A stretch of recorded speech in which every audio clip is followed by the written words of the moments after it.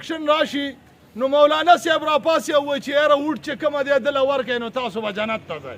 خبره او د دې صوبې د ټولو نه غټ کرپټ ترین او کم چې لینډ مافیا ده په غریبانانو په پلاټونو په جایدادونو قبضې کوي هغه یې د دې صوبې ګورنر کو. د پاکستان مستقبل ناکام وي نو دغه دپاره چې کوم دی مونږ ټول چې کوم دی سره د ملګرو څومره چې مونږ کېږي مونږ به وځو د دغه خلکو چې کوم دی آخري خاتمه راغلې ده د دغه خلکو چې کوم دی آخري وخت راغلی دی ور هر څه پیک ته رسېدلي دي چې انشاءالله موږ به روزو په دغه ورځ چې کوم دی خپل کارونه به هم پرېږدو خپل مصروفیات چې کوم دی دا به دغه کوو او روزو به انشاءالله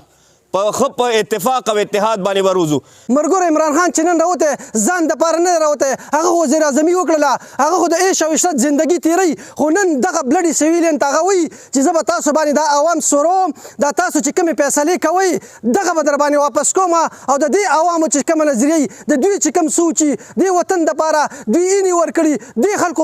قربانیانې ورکړي نو تاسو څنګه بیا د اقتدار نه مزې اخلئ د دوی فیصله هم پکې شاملوئ دا عوام چې څه غواړي حقه به کوو او مرګرو دا کم لانګ مارچ دی دا سبا یا بل سبا چې موږ ځو دا عمران خان صرف هم په دغه ایوانونو باندې په دغه اقتدار کې ناستو خلکو باندې صرف پریشر غورځولو دپاره چې آینده دپاره که د ډرایینګ روم سیاست کوئ که د ډرایینګ روم فیصلې کوئ نو دا موږ ته بلکل نه دي منظور دا به د دې عوام په خوله باندې تبدیلي دی که راولو.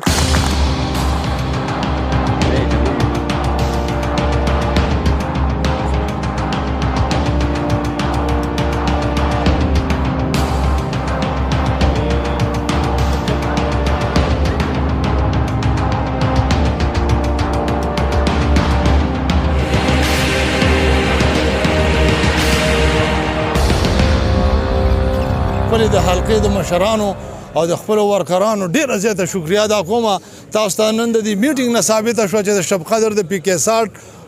عوام چې دي دا څومره جذبه کې دي د خان صاحب سره یې څومره مینه محبت دی او انشاءالله سبا نه بل سبا د هفتې په ورځ چې دا کم مارچ دی انشاءالله ښه په جذبې سره به وځي چې دې میټینګ نه ثابته شوه. باقي زموږ جنګ چې دی دا چې کوم دی د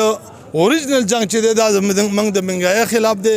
د دې بدامنۍ خلاف دی د دې خلکو خلاف دی چې نواز شریف چې کومه دی پاکستان ته راته نو ویل دا چې دی نو ویل په جاز کې سفر نشي کولی نن هغه د یورپ د 15 ملکونو په دوره باندې لاړ